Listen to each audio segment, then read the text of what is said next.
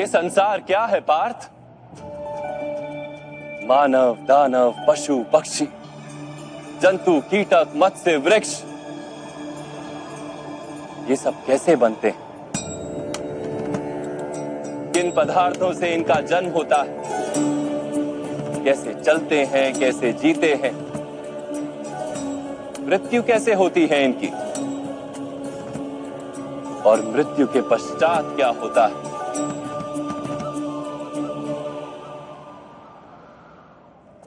इस रहस्य का विचार करो। मनुष्य की देह मिट्टी से बनी है माता।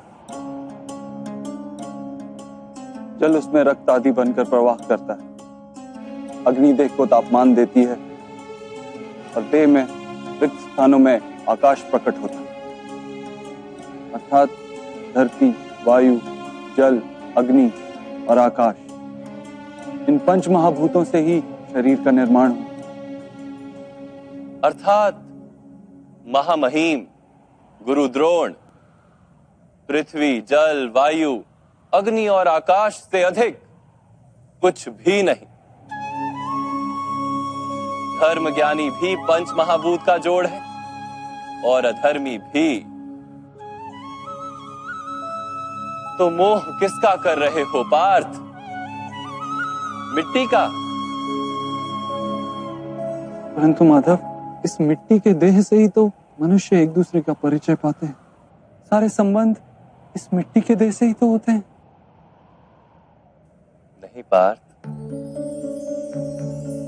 यदि ये सत्य होता तो मृत्यु के पश्चात देह को नष्ट क्यों किया जाता है? वास्तव में ना मनुष्य का परिचय उसकी देह से है और ना ही संबंधों का आधार उसकी देह से।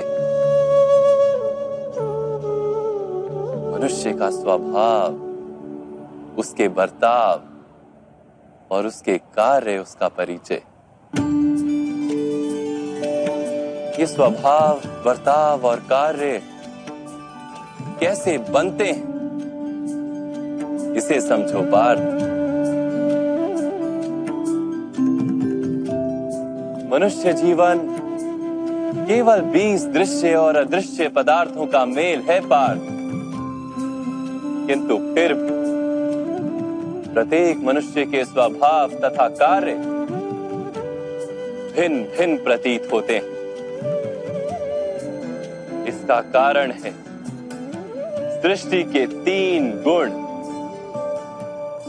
तमस, रजस और सत्व। ये 3 गुण क्या है माधव? तमस का अर्थ होता है अंधकार। बिना अच्छे बुरे का विचार किए जीवन व्यतीत करने को तामसिक व्यवहार कहा जाता है।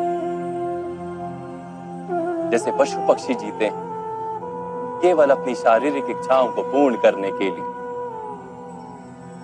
सत्व का अर्थ होता है ज्ञान का प्रकाश।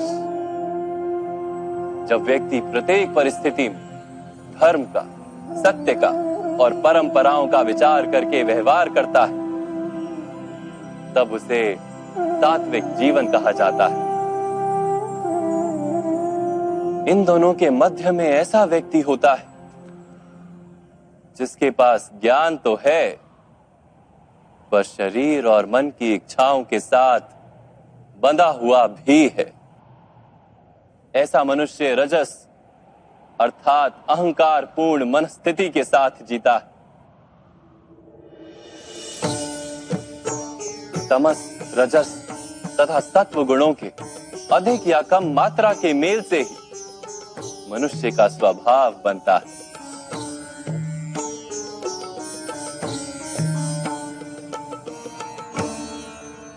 सामने देखो पार्थ, इन सब में तुम्हें कौन से गुण दिखाई देते हैं?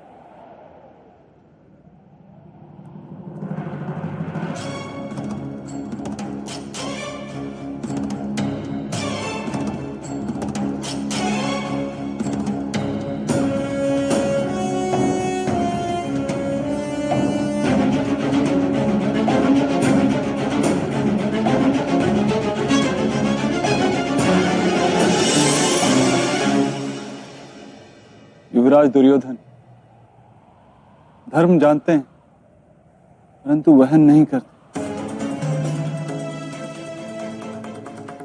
उनके जीवन का केंद्र अहंकार है, अर्थात उनमें तमस कम है, रजस अधिक है और सत्वगुण पूर्णता नहीं।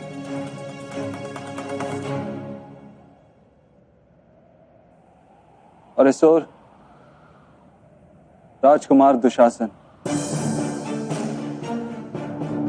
उन्होंने सदैव अपने ज्येष्ठ भ्राता का आदेश माना बिना विचार के, अर्थात इनमें केवल तमस। महामहिम को भी देखो पार्थ, सत्व के साथ तमस का मेल है, अहंकार नहीं है, किंतु पुरातन धर्म, पुरानी परंपराओं और प्रण के साथ बंधे,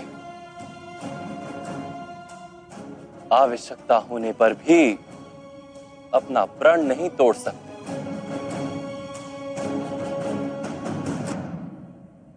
गुरु द्रोण को देखो, ज्ञान और अहंकार दोनों ही हैं। ज्ञान तो मनुष्य को मुक्ति दिलाता है, किंतु इनका अहंकार इन्हें मुक्त नहीं होने देता।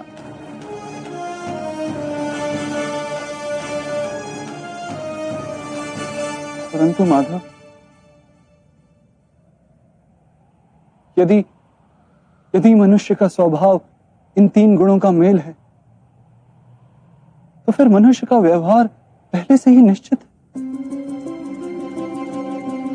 सिंह हिरण को खाएगा ही और हिरण सिंह से भयभीत ही होगा। तो फिर धर्म की प्रशंसा क्यों? अपराध का दंड क्यों? उसका क्या तात्पर्य है?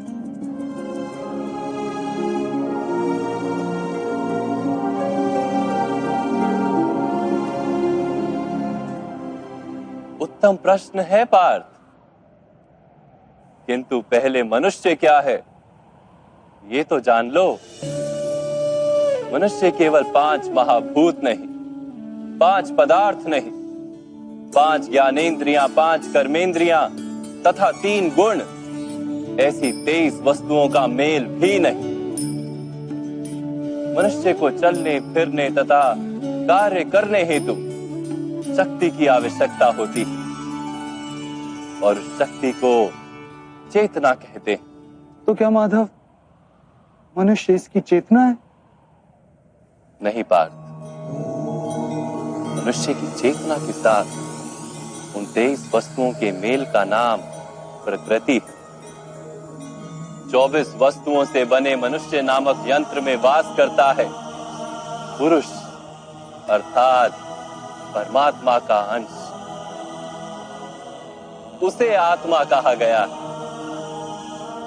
जब प्रकृति और पुरुष का मेल होता है, अर्थात जब परमात्मा का अंश आत्मा बनकर देह में वास करता है, तब मनुष्य जीवित होता है।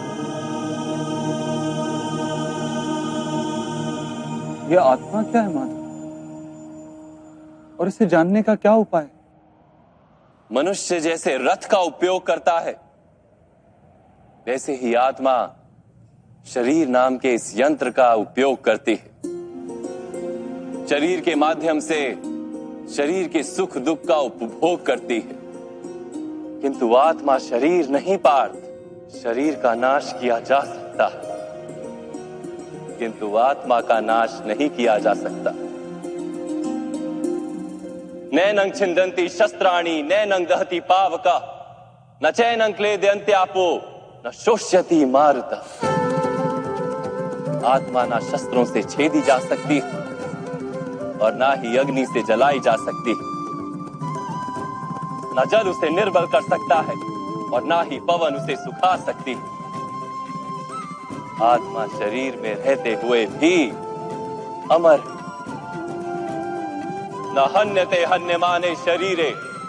पार्थ, शरीर की हत्या की जा सकती है, किंतु आत्मा की हत्या नहीं की जा सकती।